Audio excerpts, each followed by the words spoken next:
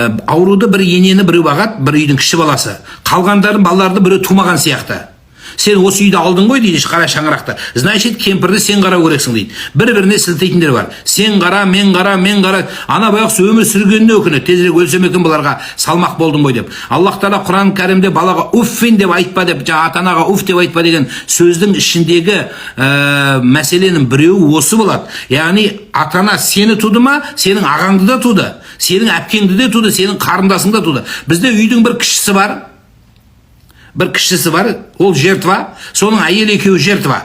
Өлсең де тірісең де сол қарау керек. Неге ол қарау керек? Не, соның шетесін жазып қойған үй алса болды ма не? Үйіңді көргісі келмейді олар. Ол да квартира алып бір жаққа кеткісі келеді. Ол дұрыс нәрсе емес. Содан кейін Құран оқытатын кезде солай. Енді өлді, ақыры қарадың, өлді, кетті. Енді не болады? Енді сол қара шаңырақта оқыта береді бәрі. Осы жерде как будто сауап тек қана осы адрестен ғана көтерілетін сияқты да аспанға. Басқа жерден бармайды.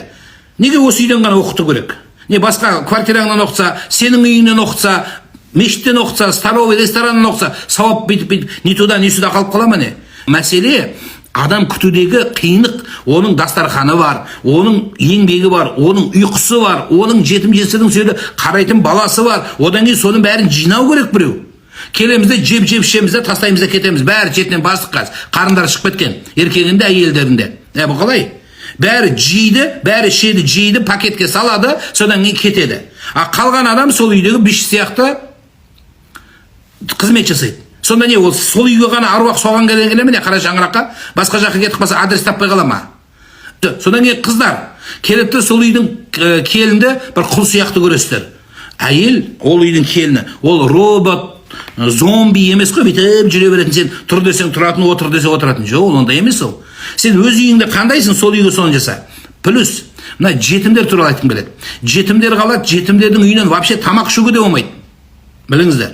Жетімдердің үйінен ас бердіңдер ме? Мысалы, ағаң өлді, ағаңның баласы қалды. Сол үйге барып Құран оқытқан кезде сен сол үйдің мына отырған столының арендасын төлеуіміз керек. Молдадан бастап бәрі. Неге ол жетімнің жесірінің ақшасын жейміз біз? Құран оқытатын бауыр екесің сен ақыры. Өз қалтаңнан өзің шығарды, өзің оқыт, саған ешкім қарсы емес. Керек десің. Ресторанда оқытыңыз. Кафеде оқыта бер, қайда оқытмағанда оқыт. Одан кейін Құран оқыту деген сөз тамақ жеу біздікі. Біздің Құран оқытуымыз тек қана тамақ жеу. Тамақты жеп аузына тығып, не бір Құран оқыса оқиды, оқымаса ол да бір нәрсе болады. Ол кезде бәрібір не уағыз жоқ, не жақсы сөз жоқ. Бір-біріне ең соңында рахмет деген сөз айтпайтындар бар. Мейлі енді ақыры істеп жатыр екен келін жұмыс. Рахмет деген аузыңда сөзді аяйсың ба? Рахмет деп айтсаңшы, рахмет, осының бәрін жасаған. Қыздар жасамай жатыр. Сол әулетке айдаладан кеп қосылған келін жасап беріп жатқан кезде, сол келінге спасибо деп айтуға лайықты ма сол? Кафеге барасыз, кафеге барғанда саған меню әкеп береді. Менюға алып кеп берген қызға бәріміз рахмет айтамыз. Рахмет. Кафеден шыққанда чай бой беріп кетесің. Қай қазақтың тарихында көріп едіңіз? Құран оқытып, сол үйде келінге чай бой беріп кеткен. Неге бермейсің? Неге Наташаға кафеге бересің де, неге үйде оқытқан келінге чай бой бермейсіңдер сендер? Не, шариғат жоқ, оны қолдамай ма? Бұндай кезде шариғат жүрмей қалады, басқа кезде шариғат жүреді бізде.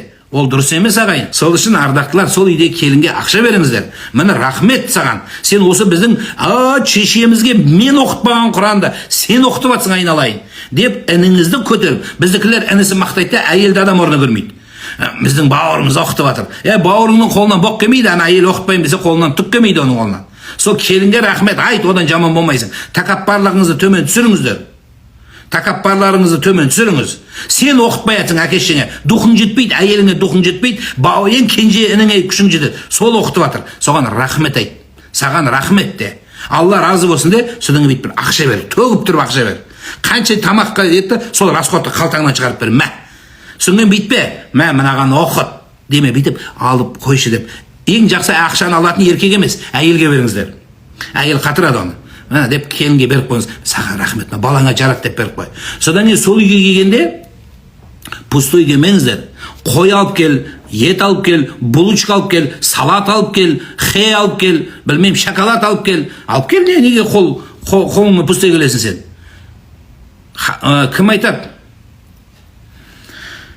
Сүлеймен пайғамбар айтады, мен баймын дейді, бірақ мен үйіме келген адам подаркамен келсе жақсы болады дейді.